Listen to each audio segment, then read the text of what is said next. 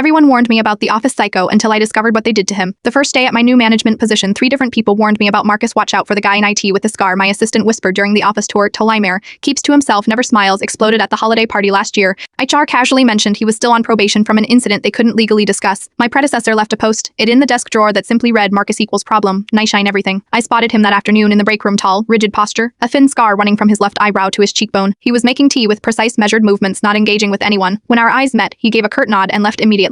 For weeks I observed the office dynamics from my glass-walled office. Marcus worked alone in a corner cubicle, people visibly detoured to avoid passing his desk. In meetings, whenever he spoke, which was rare, others would exchange glances or suddenly become fascinated with their notebooks. One evening, working late, I noticed Marcus was the only other person still there. My computer crashed while finalizing quarterly reports due the next morning. After 30 frustrating minutes, I reluctantly approached his desk. I heard you are good with computers, I said. He looked up surprised. Someone was speaking directly to him. What's the issue? 10 minutes later, he had not only fixed my computer but recovered the file I thought was lost. As he worked, I noticed a small photo tucked inside his desk, a woman in a hospital bed holding a baby, Marcus beside them, smiling broadly. A completely different person than the one I'd been warned about. Thank you, I said. You just saved me from missing a major deadline. As he turned to leave, I asked, would you like some coffee? I was about to make some. Hesitation was visible, like he was trying to determine if this was some kind of trap. Finally, he nodded. Over burnt office coffee, the story emerged in fragments. 2 years ago, his wife had complications during childbirth. He took emergency leave for 3 weeks. When he returned, his position had been restructured, his projects reassigned, his responsibilities diminished. They said it was budget cuts, but only my role changed, he said quietly. I had hospital bills piling up and a newborn at home. I couldn't quit. The holiday party incident happened after he overheard the previous managers, my predecessor, joking that some people should focus less on family drama and more on work. The probation came after he finally confronted HR about systematic exclusion from meetings and opportunities. I used to lead team trainings, he said. Now they act like I'll snap if someone asks me a question. The next day I reviewed his personnel file. His performance reviews before the leave were exemplary. After returning, documentation of attitude problems and concerning behavior appeared, all subjective, all written by the same manager who had left me that warning note. I began assigning Marcus to projects that utilized his actual skills. I included him in meetings where his expertise was relevant. The first time I publicly acknowledged his contribution to fixing a server issue, the silence in the room was deafening. Gradually I noticed changes. Some team members began cautiously engaging with him again. His posture relaxed. He started bringing homemade cookies his wife baked. 3 months later, during a team restructure, I promoted him to lead our new cybersecurity initiative. The ERTR director questioned my decision, citing his history. What history exactly? I asked. The one where this company punished him for having a family emergency, or the one where his skills have saved this department thousands of dollars in IT consultants since I've been here? Yesterday, Marcus stopped by my office with a small gift bag. Inside was a handmade card from his daughter, now a toddler, and a coffee mug that read Best Boss. My wife wanted to thank you, he said simply. It's been a long time since I didn't dread coming to work. I keep that mug on my desk as a reminder. The office psycho is often just someone who was treated inhumanely and finally had enough. And sometimes the most dangerous people aren't the quiet ones with scars. They're the ones who create hostile environments while smiling to your face.